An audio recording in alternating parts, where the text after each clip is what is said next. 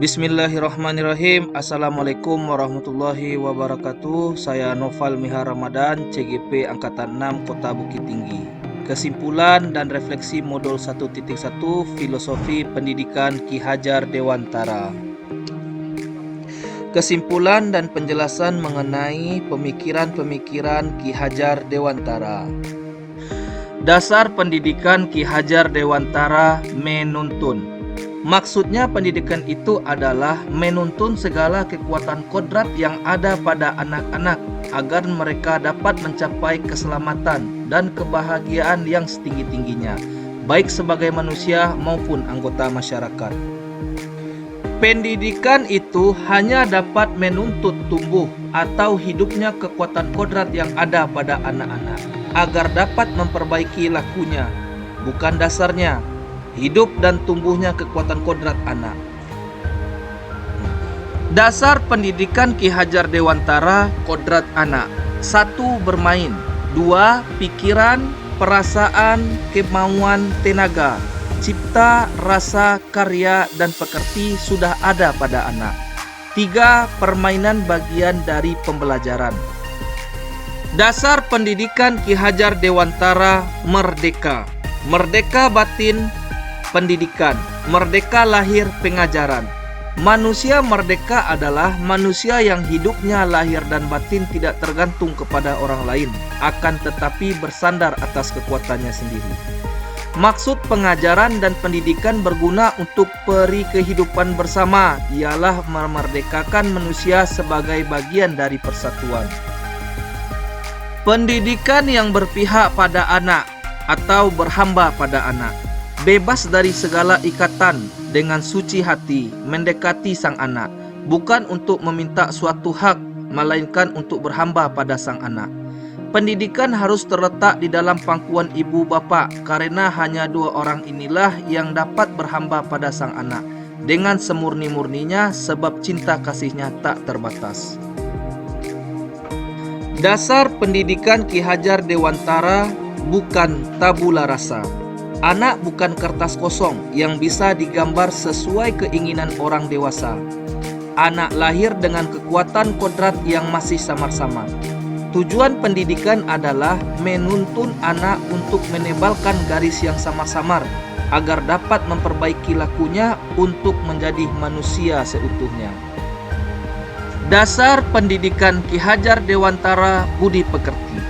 Budi pekerti, watak, karakter adalah bersatunya perpaduan harmonis antara gerak pikiran, perasaan, dan kehendak atau kemauan sehingga menimbulkan tenaga atau semangat.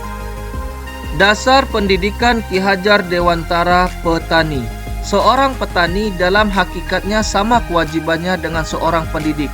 Petani yang menanam jagung misalnya hanya dapat menuntun tumbuhnya jagung. Ia dapat memperbaiki kondisi tanah, memelihara tanaman jagung, memberi pupuk dan air, membasmi ulat-ulat atau jamur-jamur yang mengganggu hidup tanaman jagung. Trilogi pendidikan Ki Hajar Dewantara. Ing ngarso sung tolodo. Guru bisa memberikan teladan, contoh yang baik dalam perkataan dan perbuatan. Ing madyo mangun karso. Guru selalu berada di tengah-tengah murid untuk memberikan semangat. Tut wuri handayani. Guru harus bisa memberikan dorongan dan arahan. Refleksi dari pengetahuan dan pengalaman baru yang diperoleh dari modul 1.1.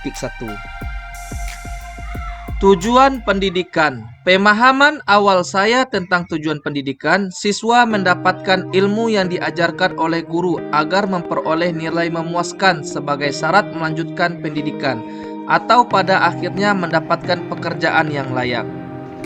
Setelah mempelajari modul 1.1, tujuan pendidikan yang saya pahami adalah siswa dapat mencapai kebahagiaan sebagai pribadi dan anggota masyarakat serta keselamatan setinggi-tingginya dalam menjalani kehidupan. Prinsip pendidikan.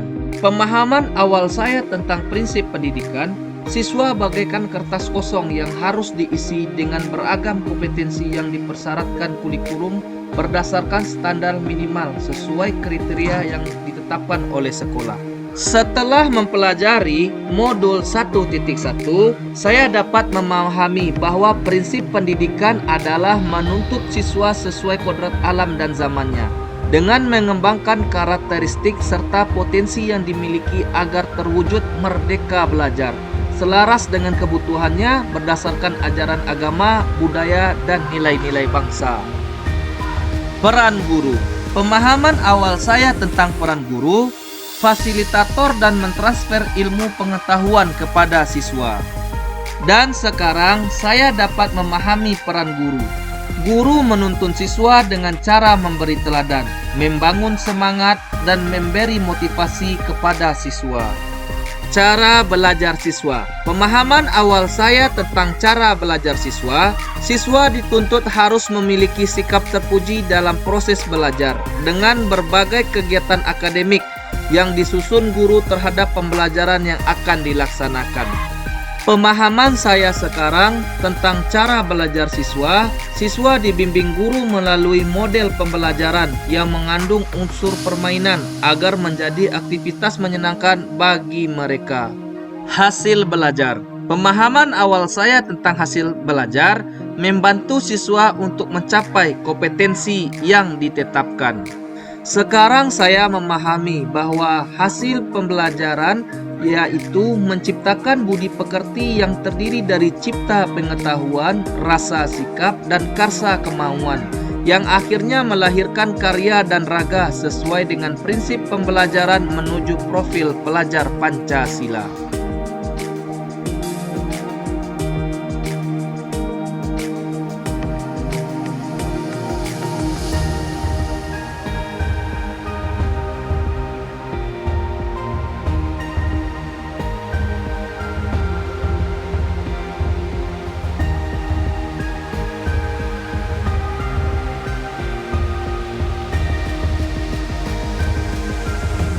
Ayo Bapak dan Ibu guru tetap semangat. Salam dan bahagia guru penggerak.